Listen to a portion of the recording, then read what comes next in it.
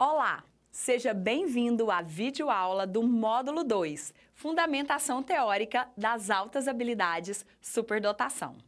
No Módulo 1, Políticas Públicas de Inclusão para a Educação Especial em Altas Habilidades Superdotação, você conheceu a definição de altas habilidades superdotação. Recordando, de acordo com a Política Nacional de Educação Especial de 2008, uma vez que a de 2020 está suspensa, os estudantes com altas habilidades superdotação apresentam notável desempenho e elevada potencialidade isolados ou combinados em qualquer dos seguintes aspectos: capacidade intelectual geral, aptidão acadêmica específica, pensamento criador ou produtivo, capacidade de liderança, talento especial para as artes e capacidade psicomotora.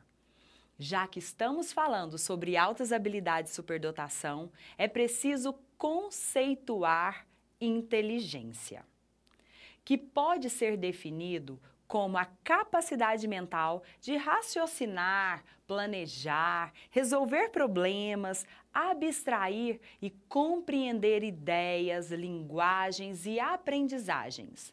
É importante ressaltar que esse não é o único conceito de inteligência.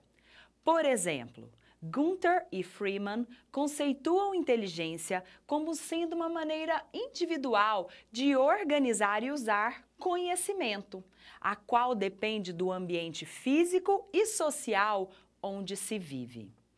As teorias que embasam o trabalho das altas habilidades superdotação estão relacionadas diretamente aos conceitos de inteligência.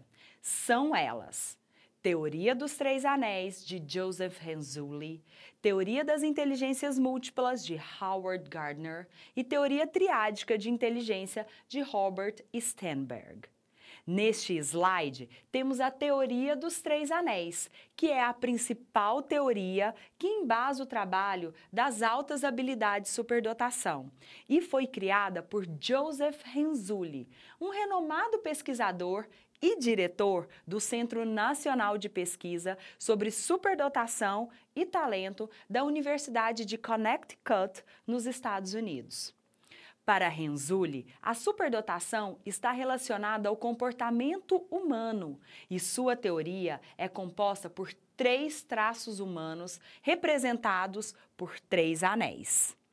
Observe no slide: habilidade acima da média, envolvimento com a tarefa e criatividade. A intersecção desses 3 anéis indica o comportamento de superdotação. O anel da habilidade acima da média engloba a habilidade geral e as específicas. A habilidade geral consiste na capacidade de utilizar o pensamento abstrato ao processar informações e de integrar experiências que resultem em respostas apropriadas a novas situações.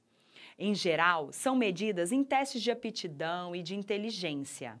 As habilidades específicas consistem na habilidade de aplicar várias combinações gerais a uma ou mais áreas especializadas do conhecimento ou do desempenho humano, como dança, fotografia, matemática, música, etc. O anel do envolvimento com a tarefa se refere à energia que o indivíduo investe em uma área específica de desempenho e que pode ser traduzida em termos como perseverança, paciência, autoconfiança e crença na própria habilidade de desenvolver um trabalho. É um ingrediente muito presente naqueles indivíduos que se destacam por sua produção criativa. O anel da criatividade tem sido apontado como um dos determinantes na personalidade dos indivíduos que se destacam em alguma área do saber humano. Eunice Soriano de Alencar diz que a criatividade é um recurso precioso de que dispomos e que necessita ser desenvolvido e melhor aproveitado. Renzulli define 2 tipos de superdotação do contexto educacional, acadêmica e criativa produtiva.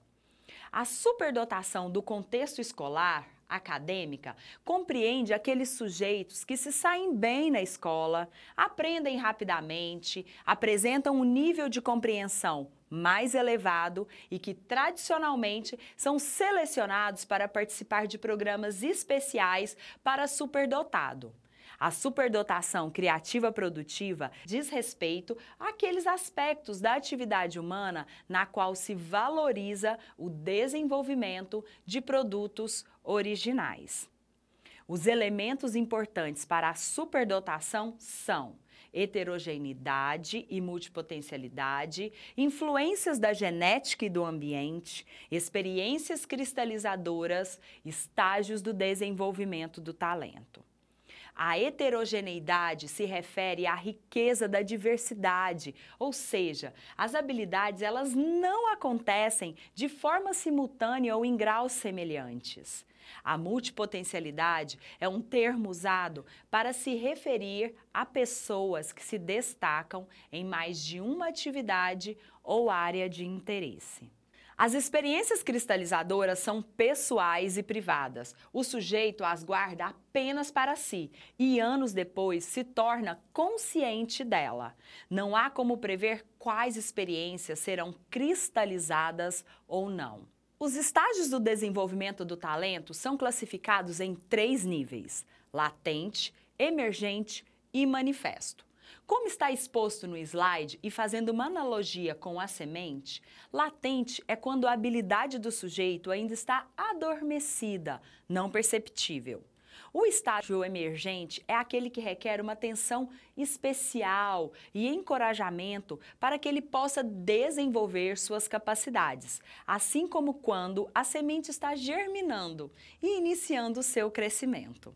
O manifesto é o estágio de desenvolvimento em que o talento aparece de forma óbvia. Olhamos para a planta e sabemos identificar qual árvore ela é. Agora vamos falar sobre a teoria das inteligências múltiplas que foi elaborada por Howard Gardner. Gardner é um psicólogo, neurologista e professor na Universidade de Harvard. Sua teoria, divulgada no início da década de 80, causou forte impacto na área educacional.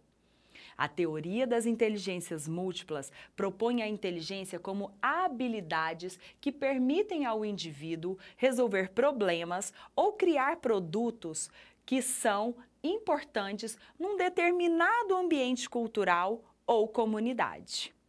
Em sua teoria, Gardner propõe 8 inteligências diferentes: linguística, lógico-matemática, espacial, corporal sinestésica, musical, naturalista, interpessoal e intrapessoal. No blog Altas Habilidades Superdotação em Goiás, no menu Definição e Concepções Teóricas, você aprofundará sobre essa teoria. A terceira teoria a ser estudada nesse módulo é a teoria triádica ou triárquica, proposta por Robert Sternberg, psicólogo e psicometrista. Ele é muito conhecido por sua pesquisa a respeito da inteligência, estilos de aprendizagem e criatividade. Para Sternberg, o comportamento inteligente é muito amplo e ele argumenta que o sujeito pode utilizar a inteligência de 3 formas: inteligência analítica, inteligência prática e inteligência criativa. A inteligência analítica é aquela em que o sujeito aprende sem dificuldades e com pouca repetição. Tem facilidade em analisar as ideias, pensamentos e teorias. A escola, tradicionalmente, reforça as habilidades analíticas de seus alunos ao acentuar a memorização e reprodução dos conhecimentos. A inteligência prática é aquela em que permite que o sujeito lide com as pessoas e consiga que um determinado trabalho seja executado de forma a perceber o que funciona e o que não funciona. É a inteligência prática ou conhecimento tácito, que no contexto da vida prática é responsável pela melhor adaptação da pessoa ao ambiente e para o sucesso no mundo real, principalmente no desempenho profissional. O sujeito que usa a inteligência criativa demonstra grande imaginação e habilidade em gerar ideias originais e criativas. Apresenta criatividade na forma de escrever, na forma de falar e de demonstrar suas aptidões e competências.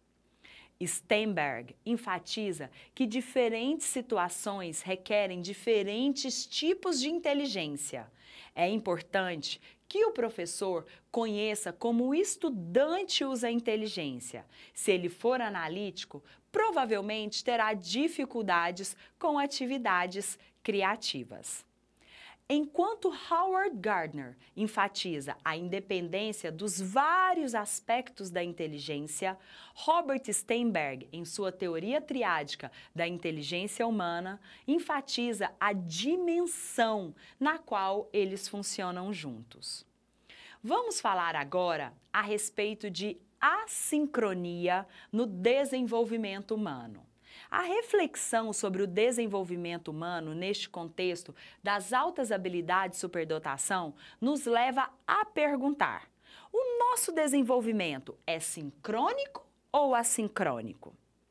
Como é possível observar no slide, aqui temos dois aspectos da dimensão humana: afetiva e cognitiva.